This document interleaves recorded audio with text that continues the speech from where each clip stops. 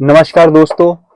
आज है 4 सितंबर 2025 और दिन है वीरवार। आज भी मैं गाड़ी में बैठ के व्लॉग बना रहा हूँ क्योंकि बाहर बारिश हो रही है फिर से। कब तक चलेगी पता नहीं, 10 तारीख तक लास्ट बताई है वैसे। तो हमने पिछले जो शिव पुराण के अध्याय थे उसमें रुद्र संहिता में हमने तीसरे अध्याय में देखा, आपको जो बताया गया वो था नारद जी ने भगवान विष्णु पर क्रोधित होकर उनको जो श्राप दिया वो क्या कहा। जब भगवान शिव के गणों को नारद जी ने श्राप दे दिया वो तो वहां से चले गए। उसके बाद नारद जी फिर से जल के पास गए और अपना प्रतिबिंब फिर से देखा तो उनका मुख जो है वो बंदर का ही था। तो फिर से अपने मुख को बंदर जैसा देखकर वो भगवान विष्णु बहुत क्रोधित हुए और उसी समय जो है विष्णु लोक पहुंच गए और भगवान विष्णु के सामने खड़े होकर उन्हें बुरा भला कहने लगे। उन्होंने कहा कि हे विष्णु, तुम बड़े ही कुटिल हो और कपटी हो, छल करना तुम्हारा स्वभाव है। समुद्र मंथन के समय भी तुमने कपट किया था।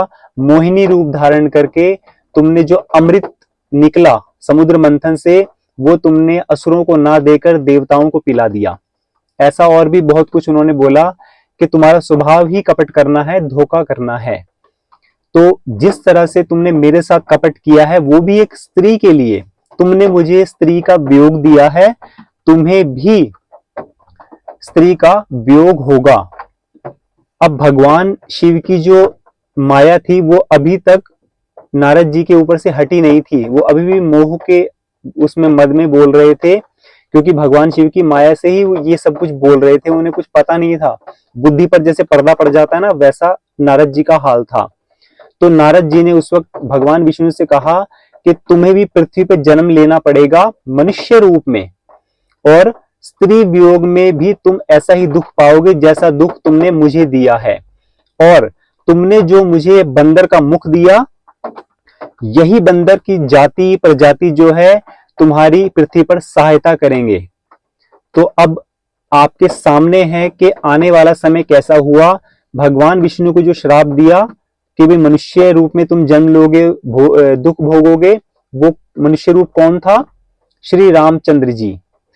अब विष्णु जी को श्राप तो मिल गया, उन्होंने श्राप को खुशी खुशी ग्रहण भी कर लिया क्योंकि समय की विडंबना है, समय सबको पता होता है। भगवान विष्णु को मालूम था कि ये सब होने वाला है और भगवान शंकर की ऐसी ही इच्छा है तो यही सही। अब माता लक्ष्मी भी भगवान विष्णु को कहने लगी कि जब आपको पृथ्वी पे दुख भोगना है तो मैं यहाँ क्या करूंगी, मैं सुख कैसे ले सकती हूँ। तो उन्होंने भी माता सीता के रूप में जन्म लिया पृथ्वी से, है ना। तो जब सीता का हरण हुआ, सीता माता का हरण हुआ रावण के द्वारा, तब श्री रामचंद्र जी ने दुख भोगा सीता माता के वियोग में, उनके दुख में। तो यही श्राप जो है नारद जी ने उनको दिया था। अब भगवान शिव ने इस श्राप को देने के बाद अपनी माया खींच ली, सब नॉर्मल हो गया। नारद जी का ज्ञान वापस हो गया, वो पहले के जैसे समझदार हो गए, भक्त हो गए।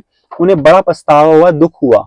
उन्होंने भगवान विष्णु के चरण पकड़ के उनसे माफी मांगी, लेकिन भगवान विष्णु ने उनको माफ कर दिया।